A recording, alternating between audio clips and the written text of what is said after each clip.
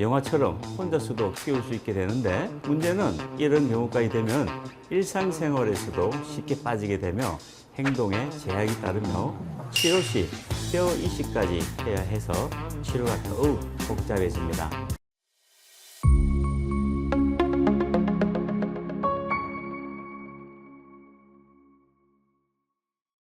안녕하세요. 정동병원 정형외과 전문의 김창우 원장입니다. 종종 주변에서 어깨가 빠졌다라는 소리를 들어보셨거나 드라마나 영화에서 주인공이 멋있게 혼자서 어깨를 탁 하고 맞추는 장면을 보셨을 겁니다. 하지만 어깨가 빠지는 경우는 극히 드물며 실제로는 어깨 관절이 불안정하거나 찢어진 관절 와순이 끼어 있는 경우 등 어깨 탈구와 헷갈리는 경우가 많습니다. 만약 어깨가 실제로 탈구되었다면 습관성 어깨 탈구로 이어질 수 있는데, 오늘은 어깨 탈구와 습관성 어깨 탈구에 대해 자세히 알려드리겠습니다.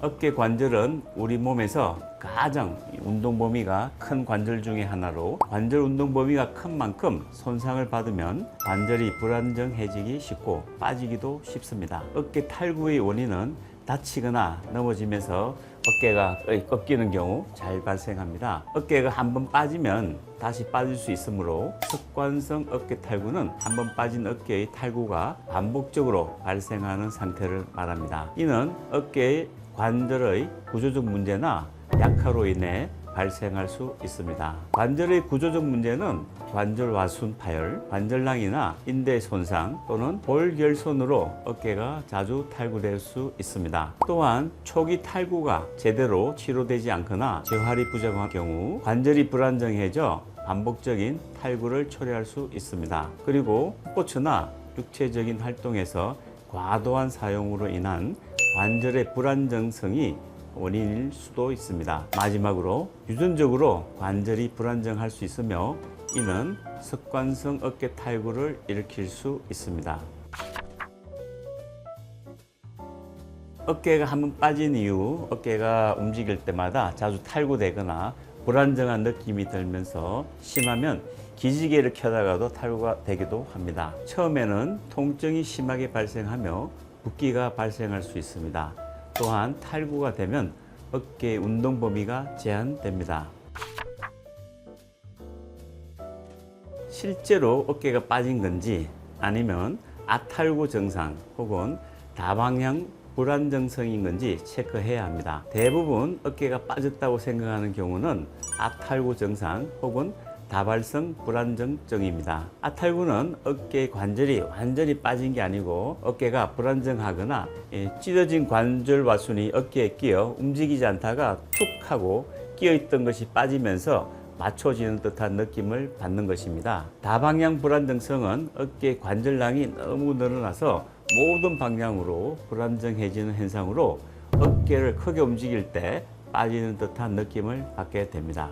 만약 정말로 어깨가 빠졌다면 제대로 끼워야 하는데 자칫 잘못 맞추면 어깨 신경이 다칠 수도 있습니다. 습관성 어깨 탈구가 반복되면 관절 와순의 파손이 심해지며 뼈의 결손이 커질 수도 있습니다. 이런 상태가 되면 어깨가 더욱 쉽게 탈구가 되며 영화처럼 혼자서도 끼울 수 있게 되는데, 문제는 이런 경우까지 되면 일상생활에서도 쉽게 빠지게 되며 행동에 제약이 따르며 치료 시 뼈 이식까지 해야 해서 치료가 더욱 복잡해집니다.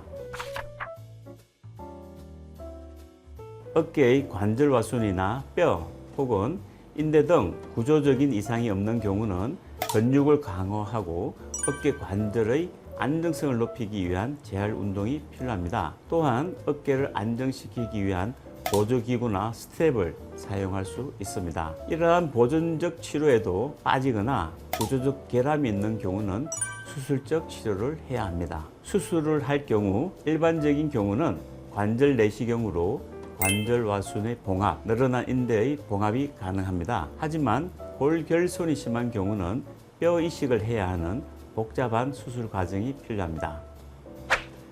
어깨가 빠진 후 어깨가 맞춰졌다 해도 병원에서 정밀 검사를 받아봐야 합니다. 어깨 탈구 시 구조적 손상이 있다면 재발성 탈구의 위험성이 높기 때문입니다. 그리고 어깨가 빠진 경우 혼자서 무리하게 끼우다가 자칫 어깨 신경에 손상이 올 수 있으므로 병원을 방문하여 정형외과 전문의의 적절한 치료를 받으시길 바랍니다. 궁금한 점이 있으시면 댓글로 남겨주시고 구독과 좋아요, 알림 설정 부탁드립니다.